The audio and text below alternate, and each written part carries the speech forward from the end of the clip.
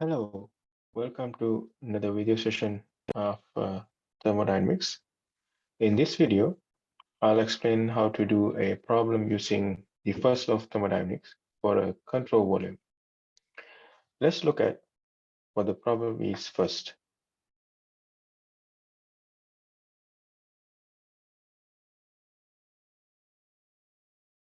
So in this problem, this is sure.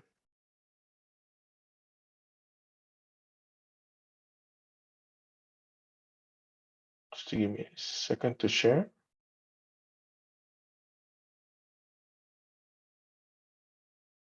Okay. Okay. Let's see the problem here. The activity one, steam enters an adiabatic turbine at 10 megapascal and 500 degrees Celsius and leaves at 10 kilopascal with a quality of 90%. Neglecting the change in kinetic and potential energies, determine the power output in megawatt for a mass flow rate of 5 kilograms per second.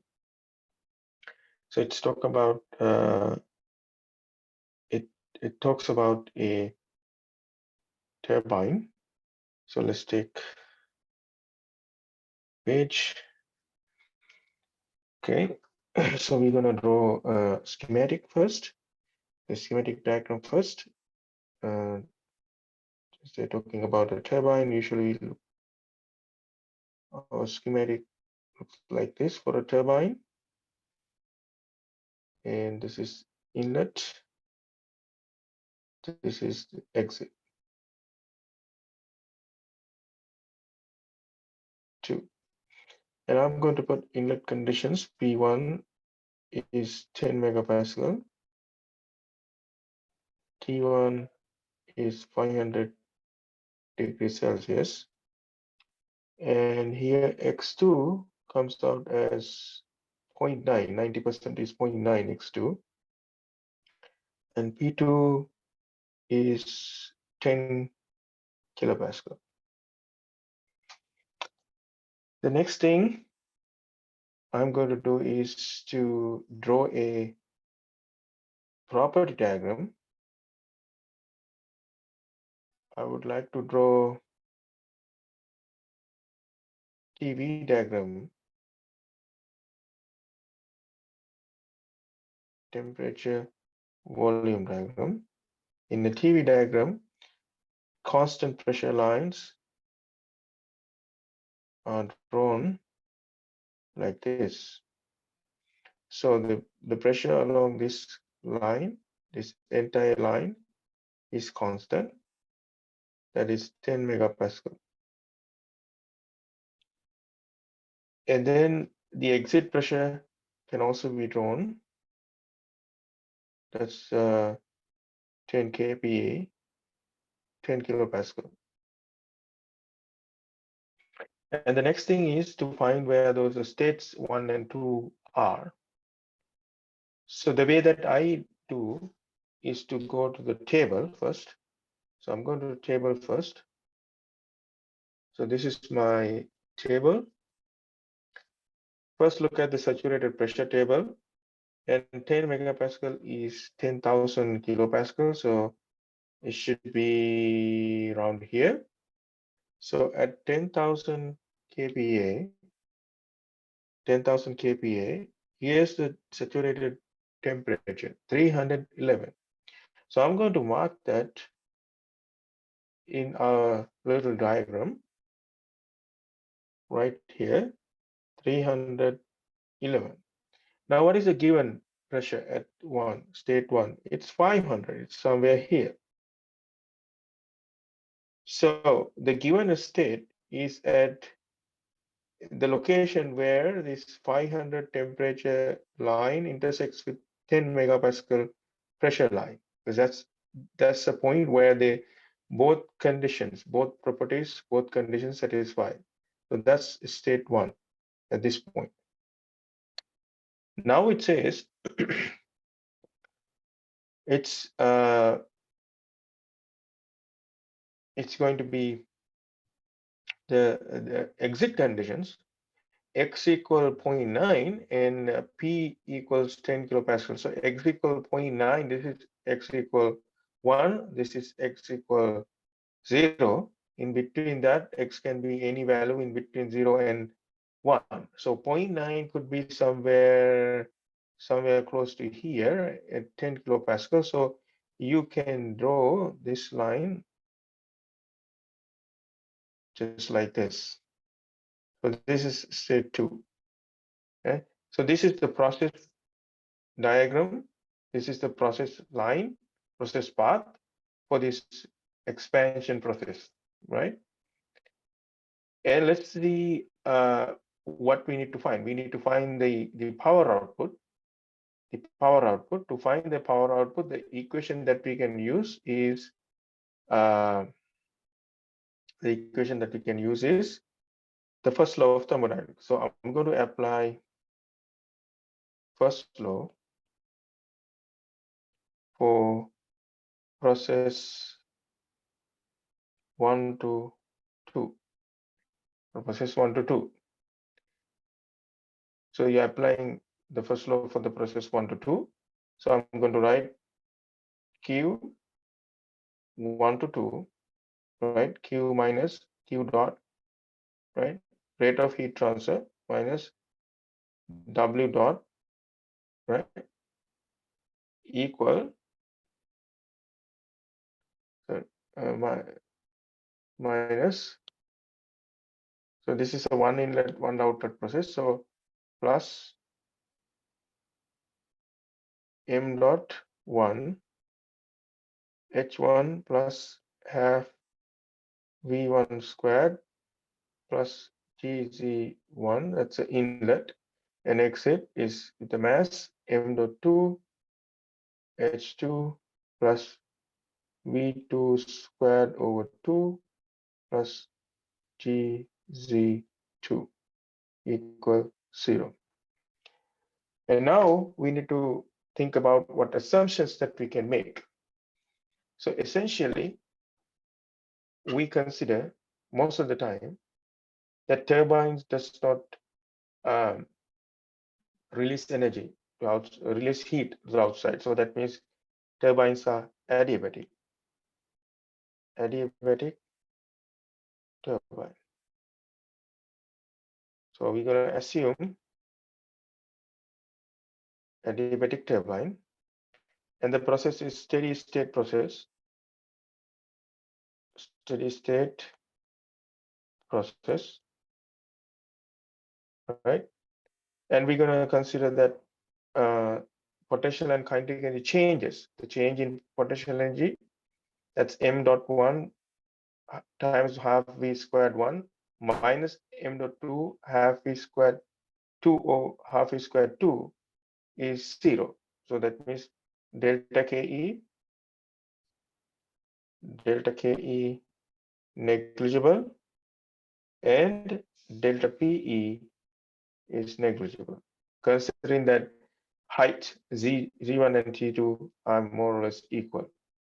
So once you made these assumptions, we can get rid of q dot. So that adiabatic means q dot equals 0. Steady state, steady state assumption is already made. That's why this side is 0. Steady state process, right? And then delta ke and delta pe 0. So now we have delta w negative w dot plus m1 dot h1, because half v 1 squared is going to is half v 2 squared. Those two terms cancel out, and those two terms cancel out due to the potential changes and also the kinetic energy changes. Minus m dot 2 h2 equal 0, right? And we also know that because of the steady state process, from mass conservation, from mass conservation, m.1 minus m.2 must be 0. That means m.1 equals m.2, which is equal to sum m dot, that the mass flow rate through the turbine, right? So you can write W dot plus m dot H1 minus H2 equals 0. So let's say this is equation 1. So from 1, let's say this is 2, N2, we can write this. So we can write W dot, that's the power output of the turbine, is equal to m dot H1 minus H2, right? H1 minus H2.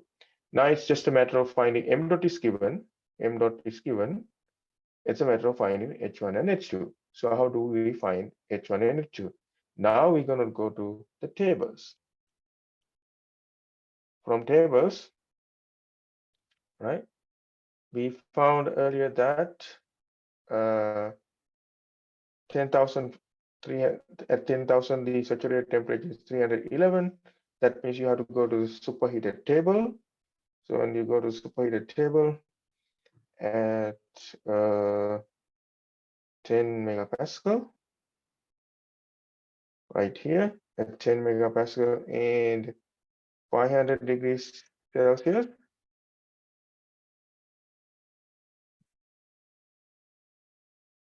This is the line actually, not the entire, not this entire one. That's part, yeah.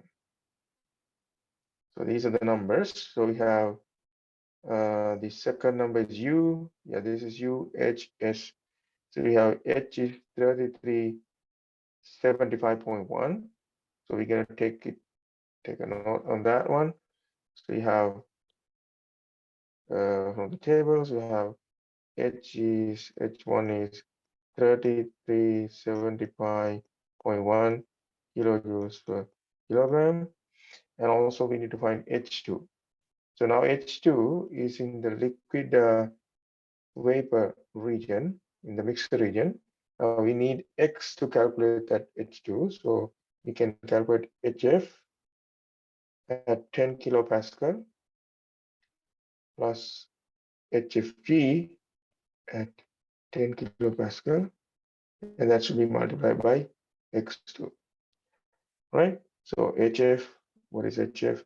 You're going to go to that 10 kPa saturated table, sorry, right here at 10 kPa, 10 kilopascal. That's the line that corresponds to 10 kilopascal. What the numbers we need are HFG and HF. So HF is 191.81 and HFG is 2392.1. So we're going to put those values here. 191.81 plus X2 is 0.9 and 23. Let me check out that value again. 2392.1. 2392.1. 2392.1. And once you solve that, one, simplify, so find the answer, calculate that, 191.1 and 2392.1. Yeah, 2344.7. Now 2344.7 kilojoules per kilogram. Now we have W dot equals M dot is 5 times H1 is 3375.1 minus 2344.7. Now when you solve that, 3375.1 minus 2344.7 times 5, you get 53.5. So that's 53.5. That's kilowatts, because this is kilograms per second, kilojoules per second, kilojoules per kilogram. So you can kilojoules per second, kilowatts. That means 5.15 megawatts. Or so if you ask to find the power output from megawatts, that you get, check again at 10, 3375.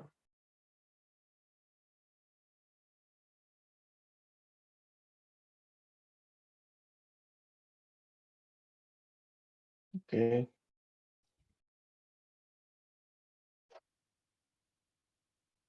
All right. So that's the answer for that problem. Well, thank you very much for watching. See you again in another thermodynamics video. Thank you for watching.